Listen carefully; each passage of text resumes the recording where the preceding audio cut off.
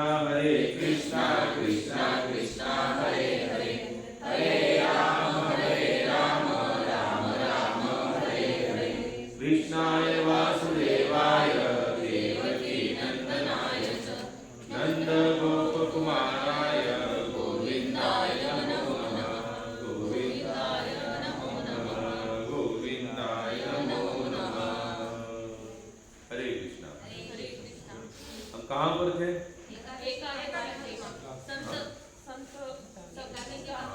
संत संगति से हमारा उद्धार।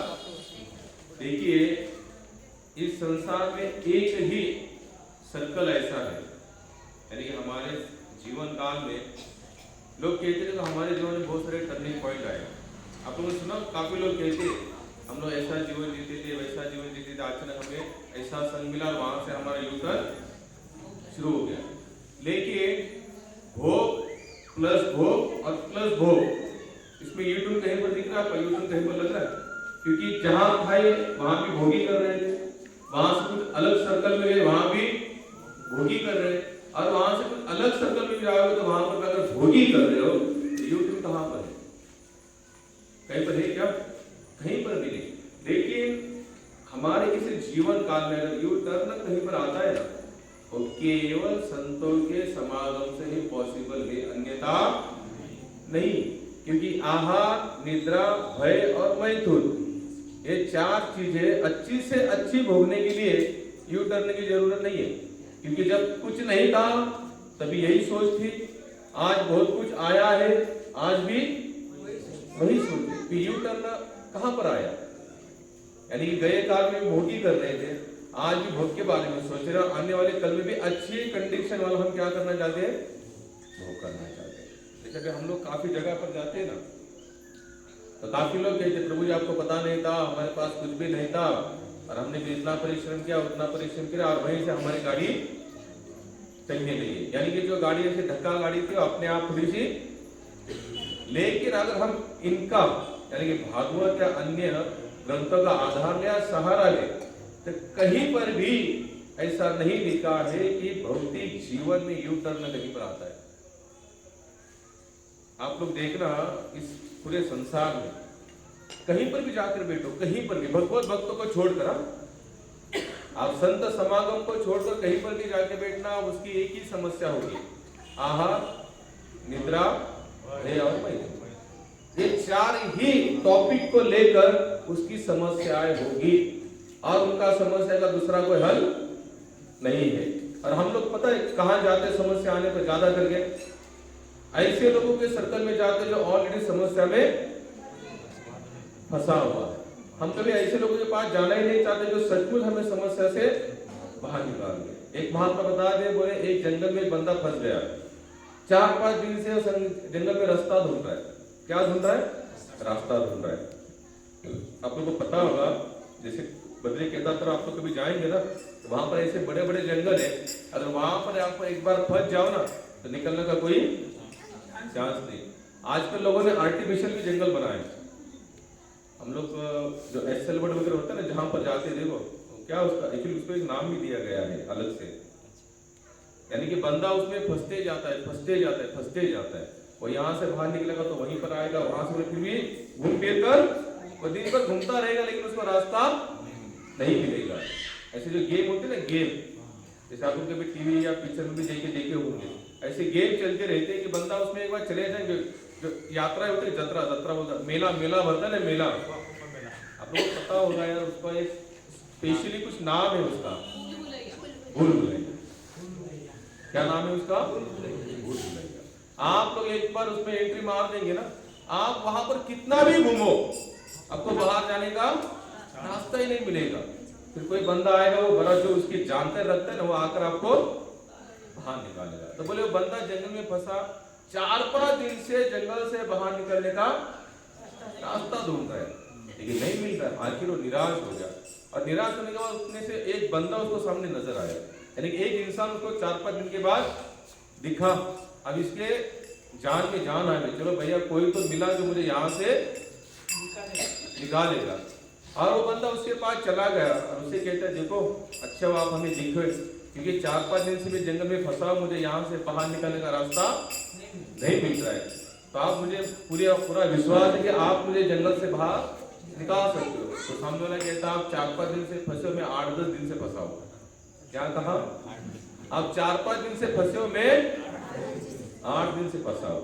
तो वो कहता है कि मैंने जब आपको देखा तो मुझे ऐसा लगा शायद आप मुझे रास्ता बताए। तो संसार की अवस्था सेम ऐसी ही है। यहाँ हर एक किसी ना किसी समस्या को लेकर अपना जीवन यापन करना है, और हम अपनी समस्या उसके पास लेके जाते।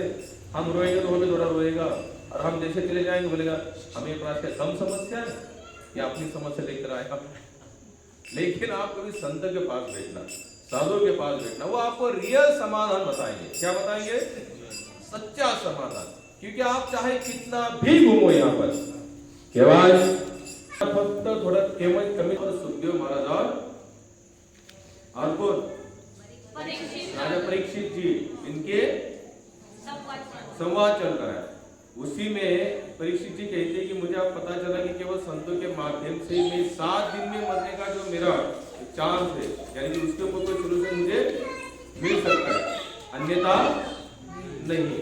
तो वहां पर बात करते करते परीक्षित महाराज सुखदेव महाराज को पूछते, अच्छा ये बताइए, ये जो सृष्टि बनी है ये कैसे बनी और इसका कारण क्या है? कौन सा प्रश्न पूछा? ये सृष्टि कैसे बनी और इसका कारण क्या है? तो यहाँ पर सुखदेव महाराज उनको क्या बता रहे? कारण बताते जाते हैं। कि कारण क्या बताते भाई? यहाँ पर एक विष्णु भगवान थे, उनके नाभि से कमल निकला, कमल पर ब्रह्मा जी आए, और ब्रह्मा जी ने पूरी सृष्टि की क्या की? रचना की। आजकल हमें ऐसा नॉलेज कोई भी बताने के तैयार नहीं, हम लोग बता दें इसके कारण और उसके कारण। तो ये सब बातें बताते बताते बताते फिर सुखदेव महाराज बताते, यही प्रश्न सूत गोस्वामी और शैनकादि ऋषि के बीच में चला, और वहां पर बोलते बोलते सूत जी बताते उनको कि आपने विदुर जी का जो कथन किया, तो विदुर जी के बारे में आप थोड़ा हमें क्या बताइए, थोड़ी सी जानकारी। ये कौन थे विदुर जी? कितने लोगों ने सुना है उनके बारे में? दासी पुत्र तो थे, लेकिन कौन थे? विशेष भगवान के अंतरंग सखा थे। कौन थे विदुर जी? भगवान के अंतरंग सखा थे। भक्त तो बहुत सारे क्वालिटी के होते हैं। एक भक्त जिसे भगवान भगवद गीता में कहते हैं चतुर्विधा भुजे दे माम, यानी कि अर्थी, अर्थातु, जिज्ञासु, कामी, 4 प्रकार के लोग भगवान के पास आते हैं। कितने प्रकार के? 4 प्रकार। जिसके मन में कुछ कामनाएं हैं, जो संसार को प्राप्त करना चाहता है, उसको प्राप्त नहीं हो पा रहा है, आखिर वो कहां पर आता है? लेकिन इन लोगों में भी सर्वश्रेष्ठ कौन है? 4 लोगों में से जो जिज्ञासु है। क्या है? जिज्ञासु। कौन सी जिज्ञासु? मेरा और भगवान का संबंध क्या? मैं यहाँ पर क्यों आया? मैं बूढ़ा होना नहीं चाहता, मैं दुखी होना नहीं चाहता, मेरे जीवन में समस्या आए ऐसी मेरी इच्छा नहीं है, फिर भी क्यों आती है? कौन यहाँ पर संसार में ऐसे कि जो इंसान बूढ़ा नहीं होना चाहता? बताइए। यहाँ पर 50, 55, 60, 65 वाले हैं, क्योंकि 40 के ऊपर ही इतना ग्रुप छोड़ने के बाद कौन चाहता है यहाँ पर बूढ़ा हो? कोई नहीं चाहता। अच्छा, कितने लोग रोकने में सक्षम है? बुढ़ापे को रोकने में कितने लोग सक्षम है? जब रोकने में सक्षम नहीं तो उसको प्रेम से तो उसको प्रेम से स्वीकार करो। लेकिन स्वीकार कोई भी करना नहीं चाहता। क्यों? संसार को कोई छोड़ना ही नहीं चाहता। लेकिन याद रखना, रियलिटी अगर संसार का कुछ है ना, जन्म, मृत्यु, जरा, व्याधि, दुख, दोष, दर्शन। संसार का रूल से नियम है, जिसका जन्म है मरेगा, और जन्म मृत्यु के बीच में 2 घटनाएं घटेगी, जरा और व्याधि। व्याधि का मतलब होता है दुख, जरा का मतलब होता है बुढ़ापा। हम इसको देखो, मैंने पूछा तो कोई भी तैयार नहीं है बुढ़ा बनने के लिए, लेकिन हम बनेंगे 110% हम लोग बनेंगे। तो एक वो भक्त होता है जो ऐसी जिज्ञासा करता है कि भगवान मेरा और आपका संबंध, मैं यहाँ आने से पहले कहा था। अच्छा, कितने लोगों के मन में ये सब जिज्ञासा थी कि मैं इस धरातल पर आने से कहीं ना कहीं तो होंगे हम लोग, हमारा अस्तित्व कहीं ना कहीं तो होगा। अच्छा, कितने लोग मानते कि पहले यहाँ आने से पहले कहीं पर अस्तित्व था? अच्छा जो ठीक है, जो नहीं मानते उनको कुछ पता है कहाँ थे? देखो पता भी नहीं है लेकिन मानेंगे भी नहीं, पता भी नहीं और मानेंगे भी नहीं, ऐसा नहीं होता है। कृष्ण कहते बहुना जन्माने मानते ज्ञानवान मां प्रपद्यते, अनेक अनेक जन्मों के बाद एकाध कोई मेरे चरणों की शरणागति को स्वीकार करता है। यानी भगवान ने यहाँ पर डिक्लेयर कर दिया बहुनाम जन्माने मानते, यानी कि हमारे बहुत जन्म हो चुके, हम चाहे माने या इससे कुछ फर्क नहीं पड़ता। हमारे मानने से ये सच होगा और हमारे नहीं मानने से शास्त्र झूठ होंगे, ऐसा कहीं पर लिखा नहीं है। हम चाहे माने ना माने एज इट इज है तो है। जैसे तुकाराम महाराज बताते हैं बहुत मनुनिया विठ्ठला बहुत सुकृताची जोड़ी, अनेक जन्मों का सुकृत जब हमारे पास में आता है ना, तब जाकर हमको विठ्ठल नाम की ध्वनि अच्छी लगती है और विठ्ठल जी के चरण हमें अच्छे लगते हैं, अन्यथा नहीं। तो वो एक भक्त होते, उसमें से कौन थे? हमारे जो परीक्षित विदुर जी, उनका टॉपिक चल रहा है ना, आपको टॉपिक याद रह रहा है कि नहीं? मतलब बीच बीच में ऐसा जो जैसे हम ऐड कैसे देखते हैं, सीरियल में ऐड आती है ना, वैसे ऐड देनी पड़ेगी विदुर जी, विदुर जी तो उनका टॉपिक चल रहा है। तो याद रखिए हम कहाँ से चल रहे, विदुर जी के वहां से चल रहे हैं। तो यहाँ पर आप ये बता रहे विदुर जी ऐसे भक्त थे जो भगवान के अंतरंग सखा थे, बहुत ही बढ़िया, यानी कि भगवान उनके लिए भी कुछ भी करने के लिए तैयार है। तो उनके बारे में यहाँ पर थोड़ी जानकारी बताते हैं। कौन? सुखदेव महाराज, सुत जी गोस्वामी। वहां पर बताते हैं जब धृतराष्ट्र एक बार जब उनको माहौल पता चला कि अब युद्ध होने वाला है, किनका युद्ध होने वाला है? कौरव और पांडवों का। जब युद्ध होने वाला है, धृतराष्ट्र ने फिर इनको बुलाया, विदुर जी को बुलाया और उनसे वो क्या लेने लगे? सलाह मशवरा करने लगे। किनसे सलाह मशवरा करने लगे? विदुर जी कौन है? धृतराष्ट्र के भाई, पांडु, धृतराष्ट्र, विदुर, इन तीनों के भी पिताजी कौन है? कितनी बार कहा है भाई भाई, तीनों भाई है, लेकिन इनके पिताजी कौन है?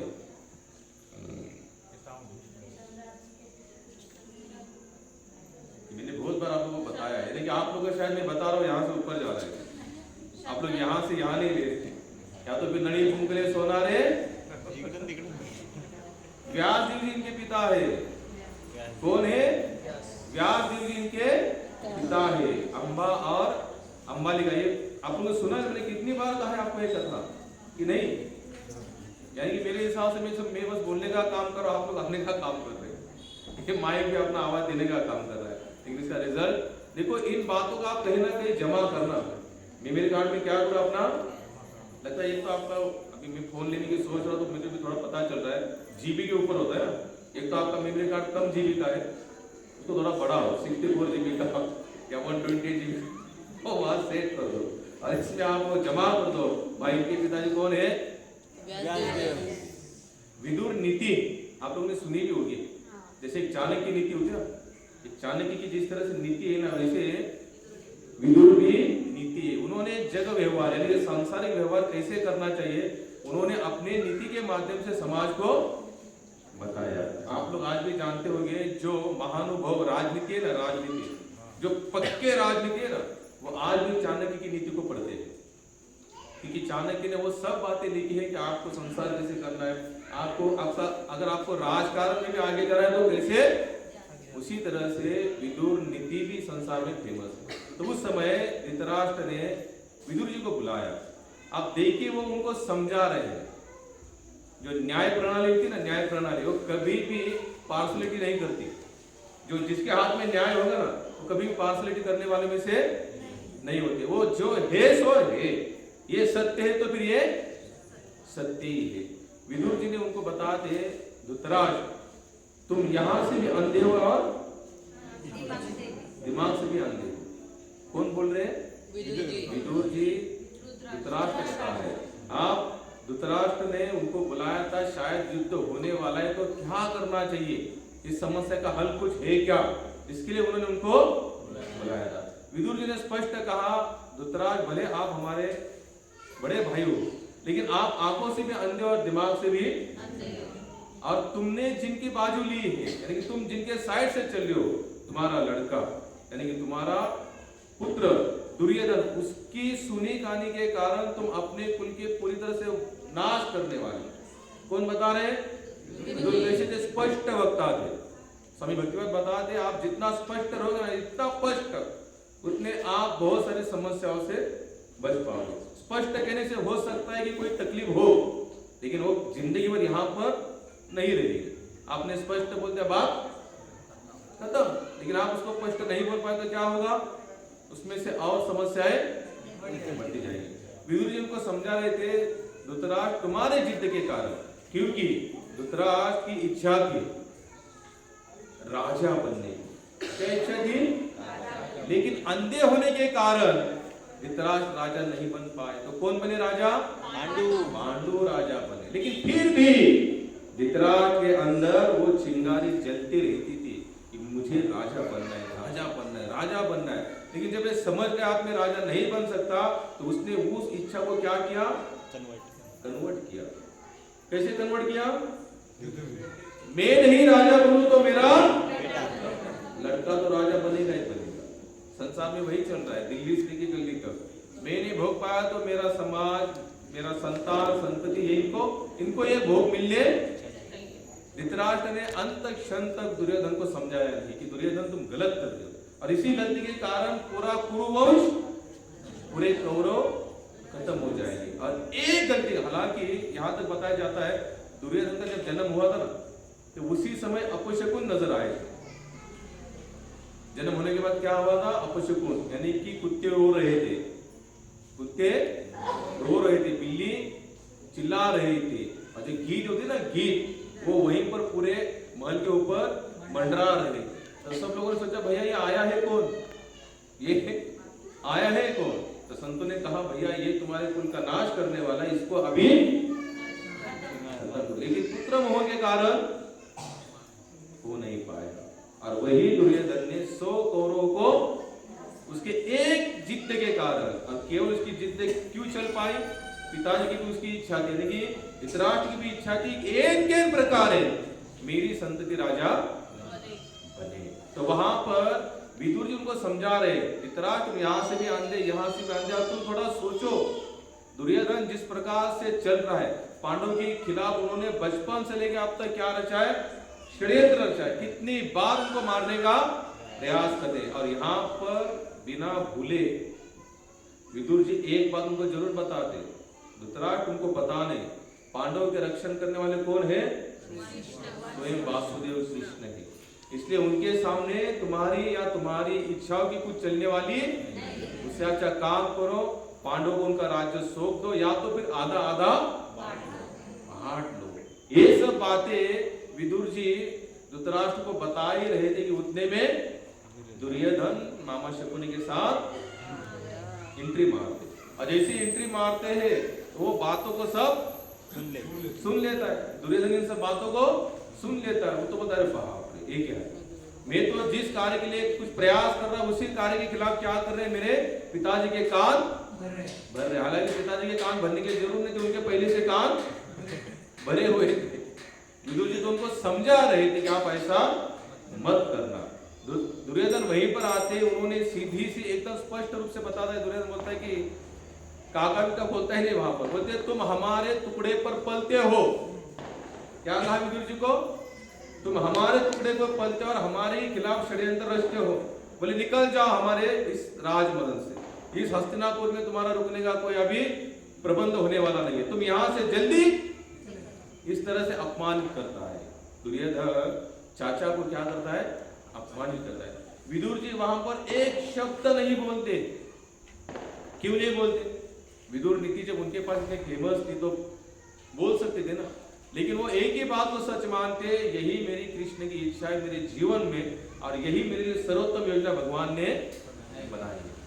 भक्त का सर्वश्रेष्ठ लक्षण क्या है? जैसे हम लोग कहते हैं हम भक्त हैं, हम सत्संग अटेंड करते हैं, हम जप करते हैं, हम दान धर्म करते हैं, लेकिन ये सब पीछे का सर्वश्रेष्ठ लक्षण क्या है? आप अच्छे क्वालिटी के हो, अगर ये जानकारी करनी तो जैसी स्थिति आहे ऐसा परिराहे कौतुक उत्पाहे विदुर जी ने एक शब्द नहीं कहा उनको। दुर्योधन ने उतना कहने के बाद उन्होंने चुप से इस बात को स्वीकार किया, शायद वासुदेव की मेरे लिए यही सबसे अच्छी योजना है, इसी में मेरा जीवन का कोई कल्याण होगा। विदुर जी समझ चुके थे कि कौरवों का नाश होने वाला है, नजदीक आया है, इसलिए विनाश काले दुर्योधन को विनाश उसका नजदीक, इसलिए उसकी बुद्धि समझने वाली। विदुर जी ने उसी समय क्या किया, राजमहल का त्याग कर दिया, तीर्थ यात्रा के लिए निकल गए। कहाँ निकल गए? अब तीर्थ यात्रा उन्होंने जिस तरीके से की वैसे मैं आपको थोड़ा बता रहा हूं। विदुर जी जानते थे कि ये पांडु, धृतराष्ट्र, विदुर ये तीनों भाई थे, तो लगभग उनका नाम भी समाज में काफी प्रचलित था। विदुर जी जानते थे अगर मैं यहाँ वहां चला जाऊंगा शायद बहुत सारे लोग हमारे आगे पीछे आएंगे। उसी समय विदुर जी ने सोचा मैं साधु वेश में तीर्थाटन करूंगा।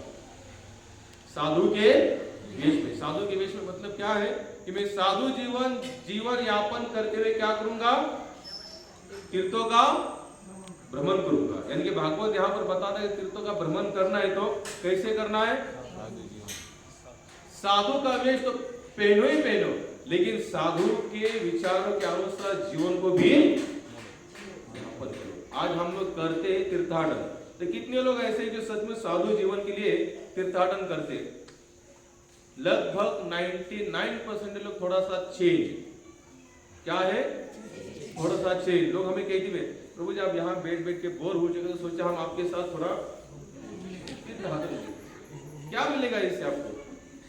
क्योंकि तीर्थाटन का मेन बेसिक है ना, इसका फाउंडेशन है। इन्होंने जो शुरुआत की संतों ने, उसके पीछे का एक ही लक्षण था कि हम भगवान को अच्छी से अच्छी तरीके से पहचानने के लिए तीर्थों का सहारा लिया जाता है।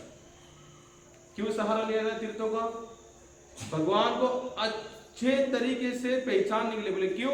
वहां पर कौन है? तीर्थों में भगवान तो ही है। जैसे आप लोग पंढरपुर जाएंगे वहां पर विट्ठलनाथ भी है, और हमारे अल्टर में भी विट्ठल रुक्माई का फोटो लगा है, तो इस फोटो में और वहां की इसमें कोई अंतर नहीं है। तो तीर्थों में जाने से क्या होगा कि आपको संत समुदाय का दर्शन होगा, आपको संतों का संग होगा, तभी जाकर आपका तीर्थाटन संभव है। विदुर जी तीर्थ यात्रा के लिए निकल गए, लेकिन तीर्थ यात्रा के निकलने के बाद उनको एक समाचार सुनने को मिला कि यादव कुल का विनाश हो चुका है। क्या समाचार मिला? यादव कुल का विनाश होता है। विदुर जी बहुत दुखी हुए, लेकिन वो समझ चुके थे कि प्रकृति यही मांग होती है, चाहे भगवान कृष्ण आए चाहे राम आए, ये जो संसार उन्होंने बनाया हुआ है, वो आने के बाद भी वो इसी संसार के नियम से खुद को भी मैनेज कर लेते हैं।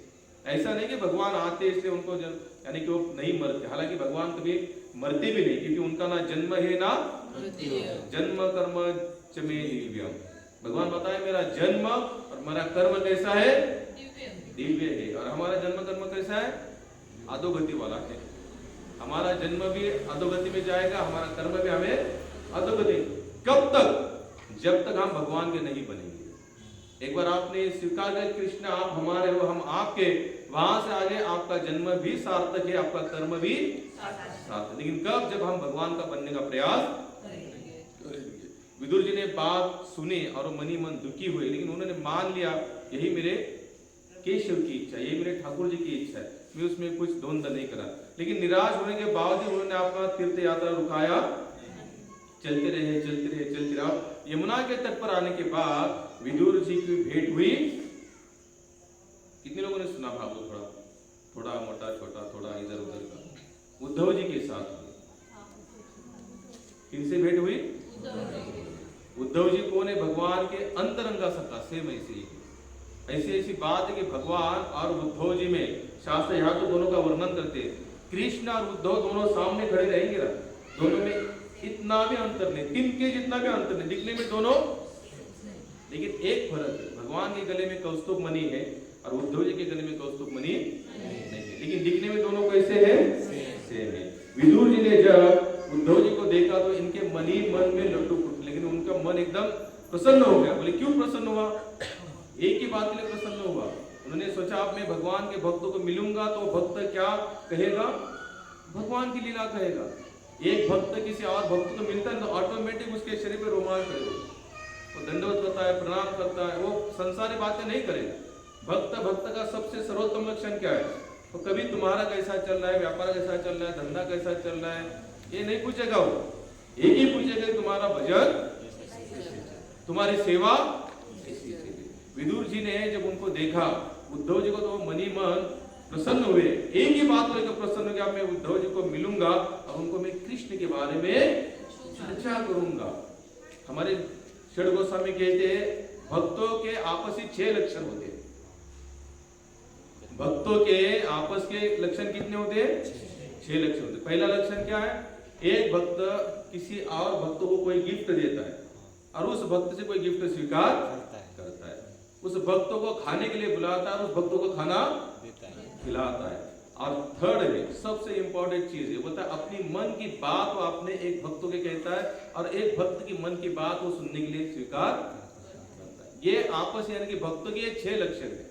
अगर ये हमारे अंदर नहीं है तो हम भक्त कहने के लायक हमारे पास नहीं है।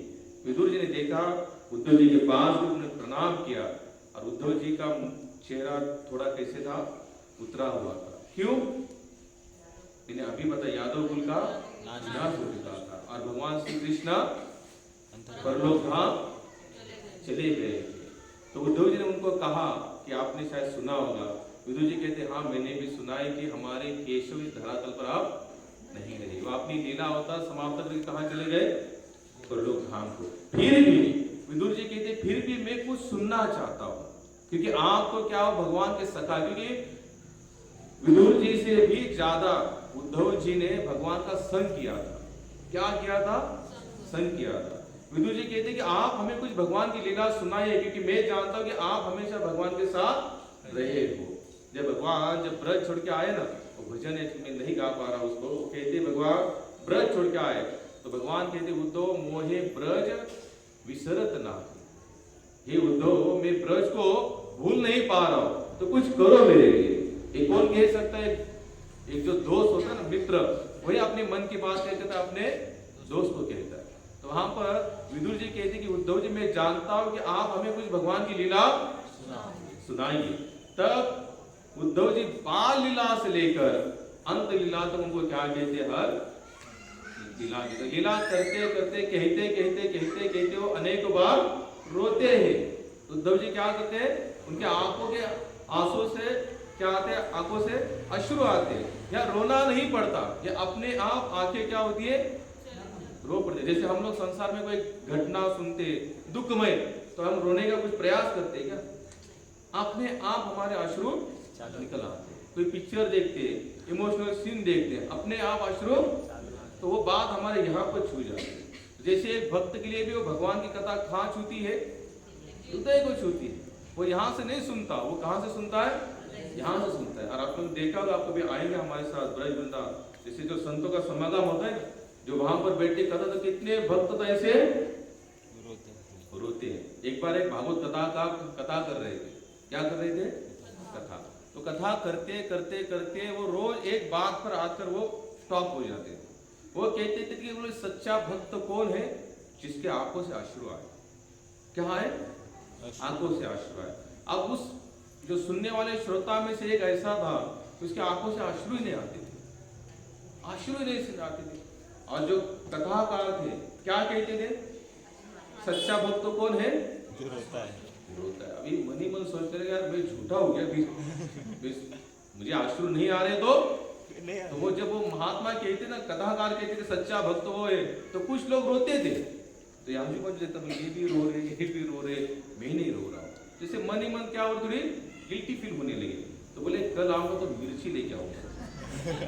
क्या लेकर आऊंगा? मिर्ची। अब मैं मेरे आंखें नहीं रो रही तो क्या कर सकता हूँ मैं? तो दूसरे के भाई एक लज्जा लगती है ना, हमें ऐसे लज्जा तो होता है कभी कभी। भाई इंसान कैसे पता है? स्वामी भक्तिनाथ बताते मनुष्य का एक ही लक्षण है, वो क्या है? स्तुति प्रिय है। क्या है? हम लोग स्तुति। अगर हम बहुत कार्य करें और कोई उसकी स्तुति ना करे ना, हम कैसे कार्य करना बंद कर देंगे। अरे कोई देख ही नहीं रहा हमारी तरफ, इतना काम किया लेकिन कोई बोल ही नहीं, इतना अच्छा काम किया। अरे जब छोटा भी काम करे ना, छोटा सा भी, और इतनी बड़ी स्तुति हो जाए ना, तो ऑटोमेटिक अगले दिन हम उससे भी अच्छा काम करने का। क्यों?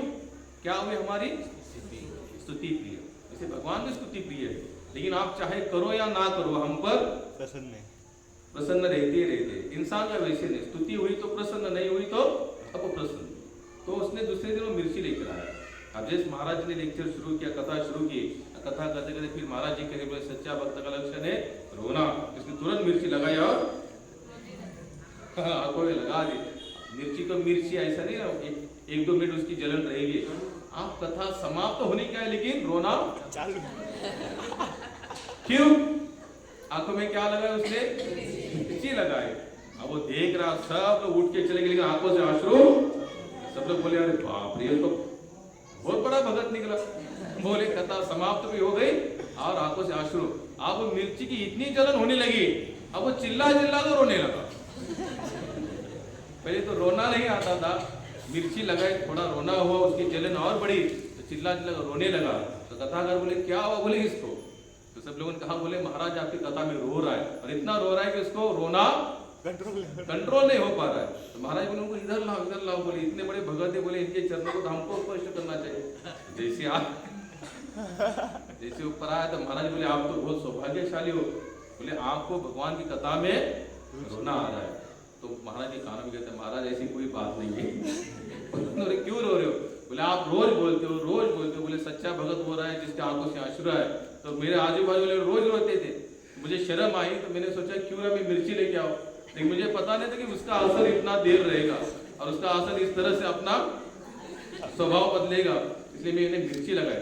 महाराज ने उठकर तुरंत उनके चरण पकड़े। बोले तुम तो और बहुत यानी कि और सौभाग्यशाली हो। बोले क्यों?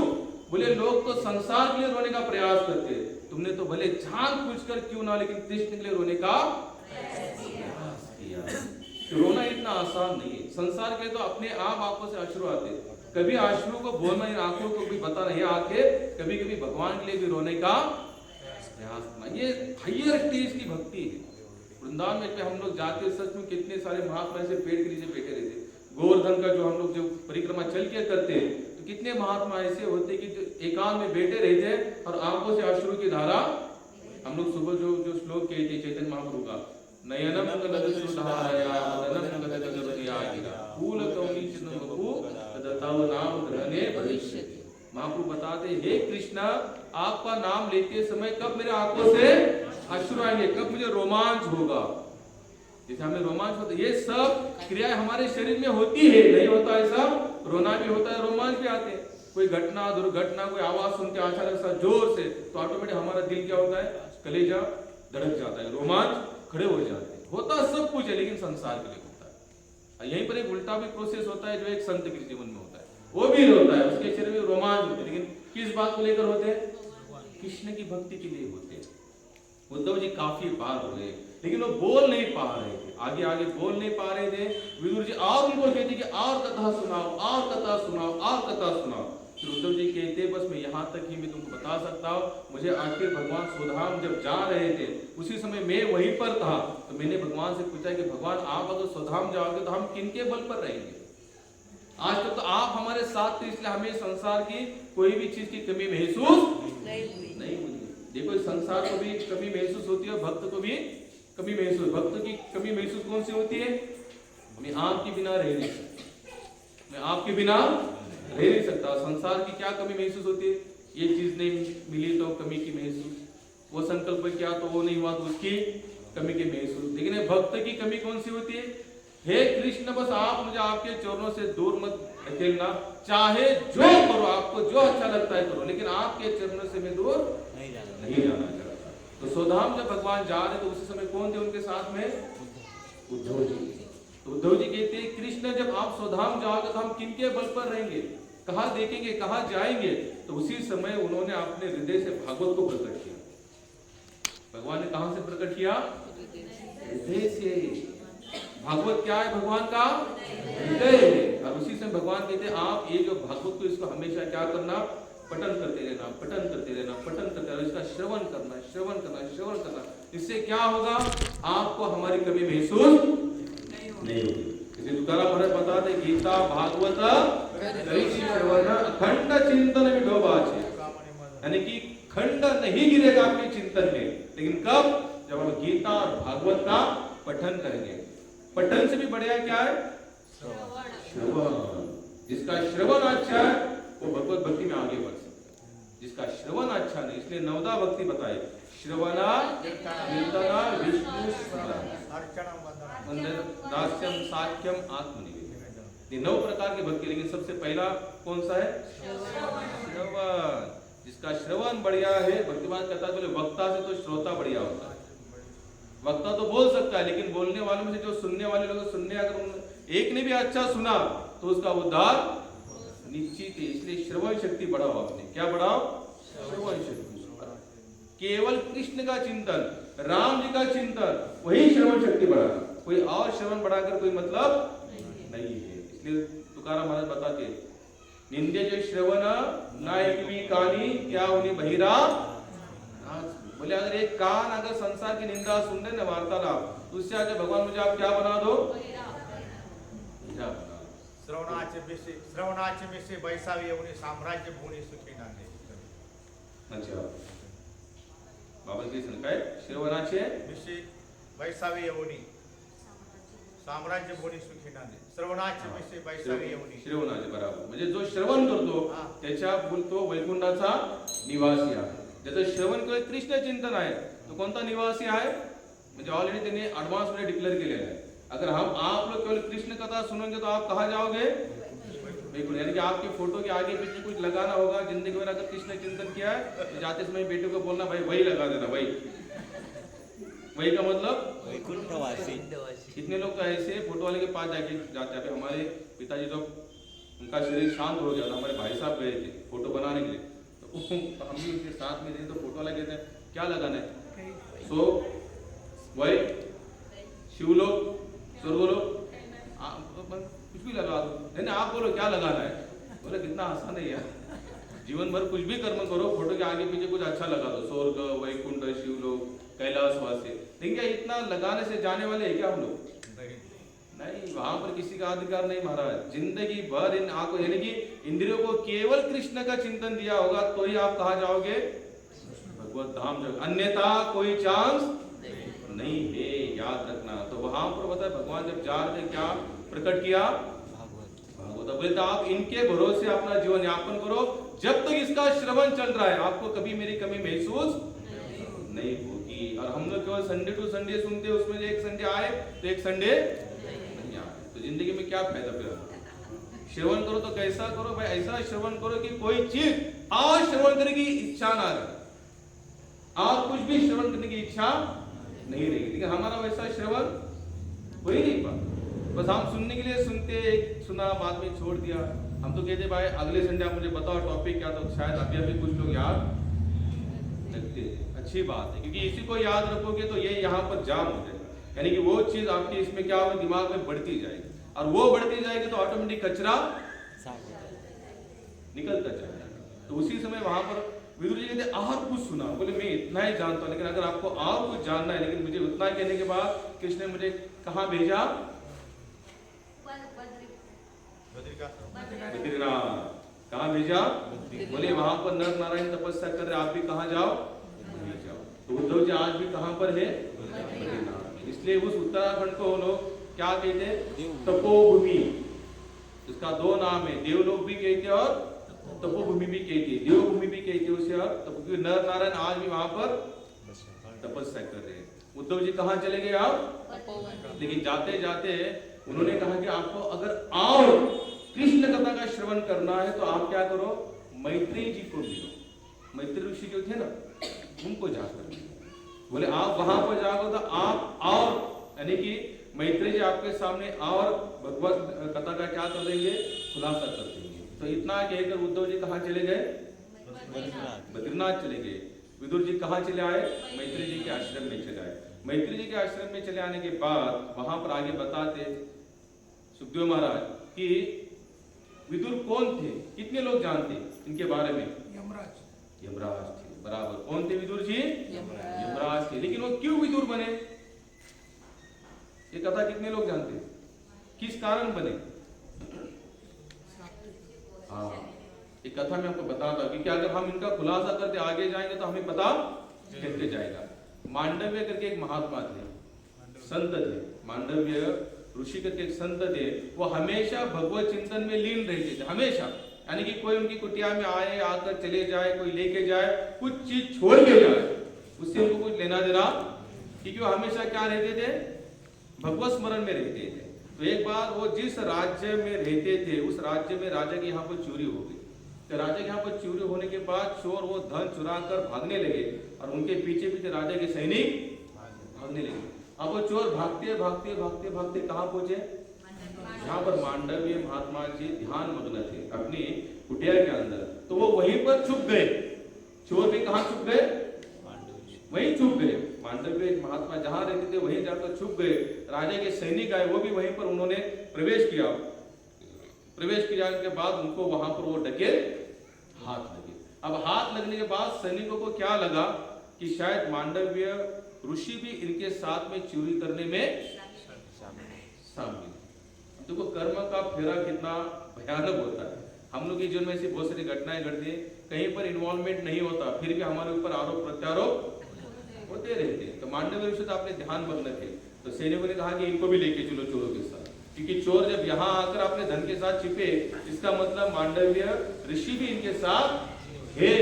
वो लेके गए तो राजा ने बिना देखे बिना सोचे समझे अनाउंसमेंट कर दिया, बोले जितने डके थे उन सबको सूली पर चढ़ा। क्या आदेश दिया, सूली पर चढ़ा। अब जो चोर थे वो तो भाई साधारण व्यक्ति थे, वो तो चोर तो चोरी थे, तो उनको सूली पर चढ़ा, उनका तो शरीर शांत हो गया। अब पहले आप लोगों ने सुना है सूली पर चढ़ने का मतलब क्या होता है, एक जैसे माइक के साइड से आनी रहती थी और उस पर बंदे को बिठाया जाता था, वो सूली फिर आर पार। तो पहले जमाने में ऐसी क्या थी, शिक्षाएं थी। आज भी कुवैत दुबई में ऐसी शिक्षा है, शिक्षा है कि नहीं प्रभु, चोरी किया तो हाथ काटो। दुबई में आज भी ऐसी शिक्षाएं होती है। वहां पर अगर आप चोरी करेंगे तो कोई कोर्ट फैसला नहीं, प्रूफ हो गया 6 महीना जेल नहीं, सीधा हाथ काटो। तो ऐसी भयानक शिक्षा है। वैसे तो वैसे पहले शिक्षाएं हुआ करती थी। तब जो उनको क्या करते थे, रात को सूली पर चढ़ाया जाता था, सुबह उठाकर उस बॉडी को बाहर निकाला जाता। तो मांडव्य ऋषि तो ध्यान मग्न, फिर भी कैसे थे, चिंतन में ही थे, उनको कोई शरीर की सुध नहीं थी। उनको भी जब सूली पर चढ़ाया गया तो वो पूरी तरह से ध्यान मग्न थे, उनके आर पार सूली नहीं चली गई। जब सुबह वो जब सैनिक आए, उन्होंने देखा ये महात्मा तो वैसे ही बैठे हैं, तो तुरंत जाकर उन्होंने राजा को बताया कि राजा आपने जो अनाउंसमेंट किया था जिनको दंड देना है, तो उसमें से एक महात्मा है, बोले साधु वेश धारण किए हुए, उनको सूली पर चढ़ाया, लेकिन उनको कोई फर्क नहीं पड़ा, वो अभी भी सूली पर बैठे हुए हैं, उनके ऊपर कोई फर्क नहीं है। तो राजा कहता है ये कोई साधारण नहीं है। तुरंत राजा समझ गया कि जरूर कोई भगवत भक्त है, कोई महात्मा, कोई साधु, कोई संत है, शायद मेरे हाथों से अपराध हुआ है। अब मुझे क्या करना चाहिए, अपराध शून्य होया लह कृष्ण नाम। अब मुझे एक तो हमारे पास 2 सोल्यूशन होते हैं जब अपराध होता है ना।